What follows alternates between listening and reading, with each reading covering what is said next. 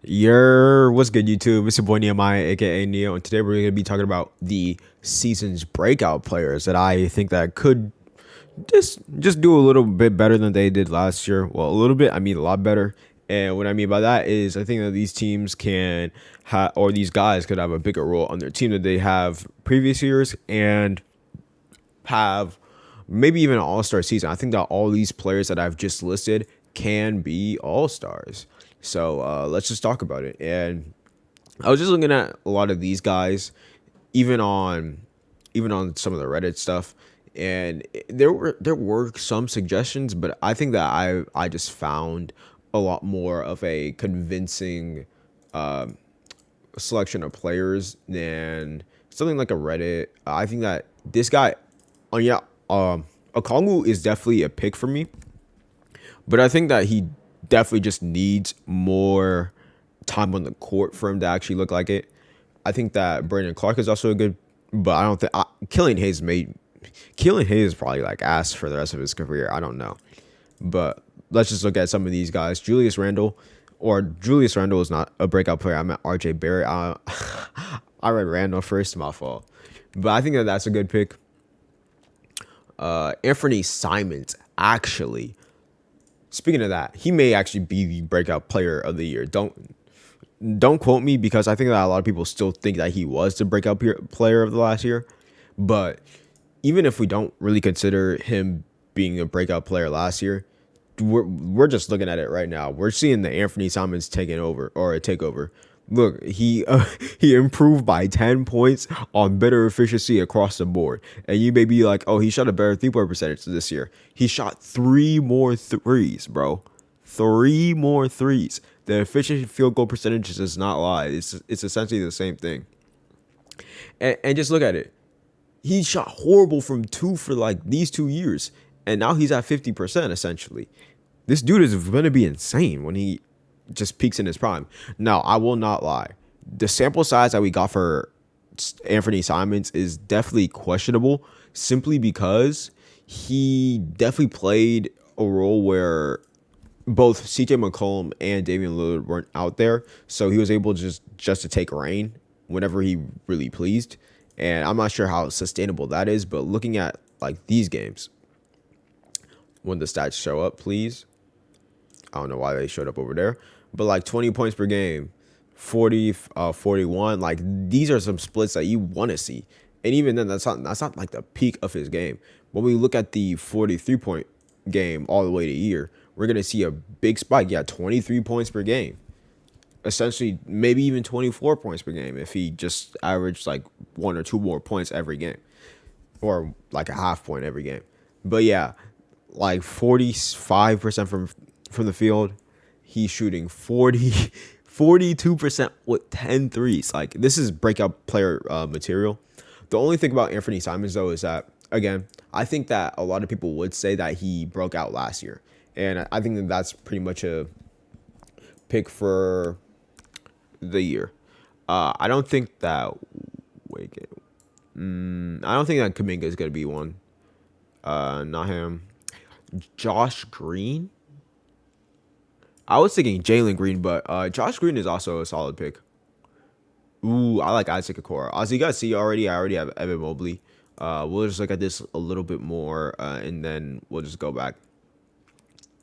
Cam Reddish, I think that he could be a breakout player, but the only problem is the way that he's set up is looking like that team just won't play him at all, and I just don't think that he's just going to get the opportunity. Franz Wagner. I have to make it short about this, but I completely forgot about it. Franz Wagner is 100% a top 100 player of the year, or last year. He was definitely a top 100 player. Don't get me wrong. I think, yeah, he was probably mid 80s. I think a decent amount of the year he was definitely the third best rookie. Times in the year where he was better than Scotty Barnes, and I would even say Evan Mobley, especially in the beginning of the year. D'Anthony Melton, he's actually gonna take a really big role in Philadelphia, so I think that that's a good thing. Mo Bamba, I think that his breakout year was last year, so I can't really consider that unless he just breaks out again. I don't really know. Marvin Bagley, I don't know. Markelle Fultz is also a really good player, or a really good pick. I think that that's probably one of the best picks that you could have. Patrick Williams, maybe. But the problem with Patrick is that the Bulls roster is so. I don't think that he's going to get that much offensive growth. I mean, he may get the defensive growth that we want to see from him. But in terms of offense, I don't think that we're going to see that, at least this year. Desmond Bain, I already have him pulled up right here. And I'll look at Gary Trent. I don't know. But I think we're done right now. Ayo Dosunmu's a good one. Simons, of course. Bolton Thailand, Jalen Smith. Okay, yeah, we're just getting repetitive names. Okay, so let me just talk about some of the ones that I want to talk about. All right, just to speed some things up too, I wanted to talk about some of these players a little bit more extensively, like a guy like Evan Mobley, and maybe even a guy like Keldon Johnson more extensively, only because I've talked about Michael Porter, Jamal Murray, and Desmond Bain a decent bit. Well, more so these two. I talked about them in the Nuggets video. I even talked about them in the comeback, or not comeback player, but more so the, what's that award called? The most improved player of the year. Yeah, so again, I think a guy like Michael Porter Jr., he struggled early on in the season. And I think that's I think that this year was an anomaly season for him. I genuinely do think so, because a lot of the players last year were really struggling earlier on in the season too. I don't think that was just mutually exclusive for Michael Porter, but another thing is that Michael Porter is definitely a guy that he can be a little wishy-washy with his shots, especially when we look at the playoffs. There are two Michael Porters that we've seen. We have this one, who is really good, really efficient, and then we got this one. And it's literally a tale of two series, man.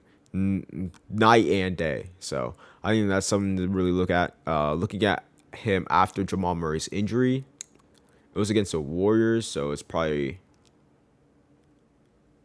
all right, it was over here. So from here to here, all right, look at these stats. Look at this. 24 points per game on, I'm pretty sure he shot 65% from true shooting, which is unheard of. That's Stephen Curry levels. Like, if we're going to get this type of Michael Porter Jr., oh, man.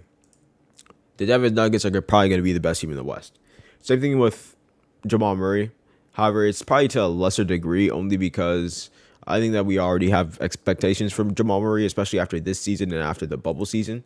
We've seen that he can actually average 25 points per game on some ludicrous efficiency.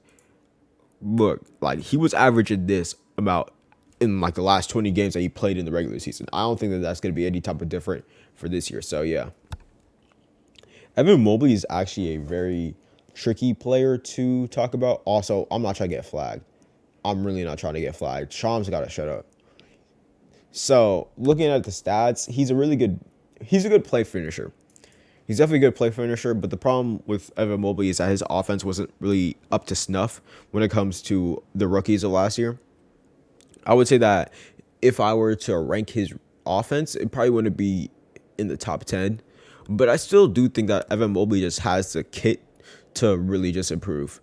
I think that he's probably a really good playmaker, even though the assists don't say it. He's really good at just finding others, or especially around the rim, or even on the corners. I think that he's able to do that well.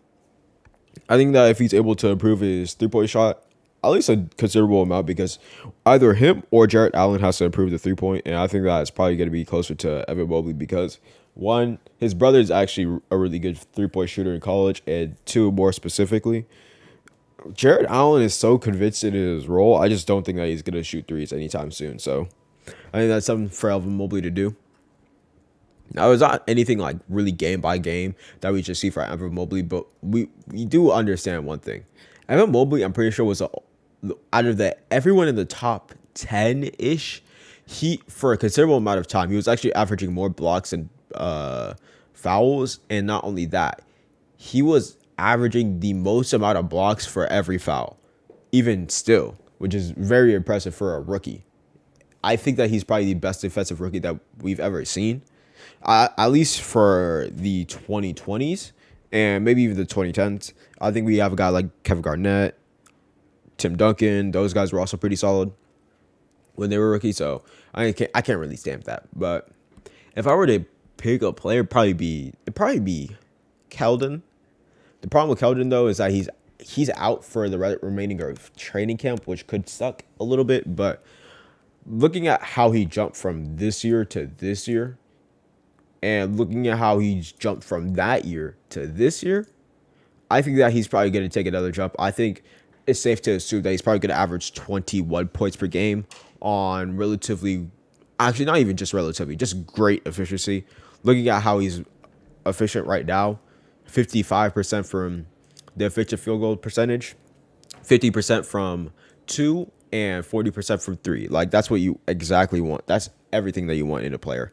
So I think that's just gonna be something to look forward to. I think that he could probably put the San Antonio Spurs on his back and just carry them into a playoff position. Not necessarily the Nate or the 7th, 8th seed, but more so like the 9th, 10th seed, like they were last year when DeJounte Murray took the reins, and the year before that when DeMar DeRozan was the leader of the team. So yeah, I think that that's really good for Keldon. I think that he's probably going to get some All-Star consideration, especially when it comes to how good he's going to be. I think that he's going to be closer to how DeJounte Murray was last year because he's just going to be running out there just doing whatever he wants. So that's great.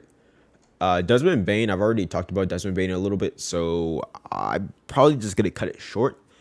If I think he does have the biggest case though. The only thing is, I think this was probably his breakout year. I would not be mad if someone said that this was his breakout year, especially when we look at his playoff stats.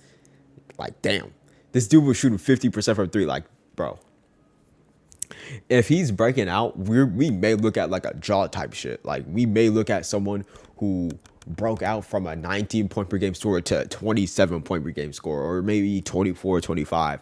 He's the next 3-and-D player up. I will say he is next up.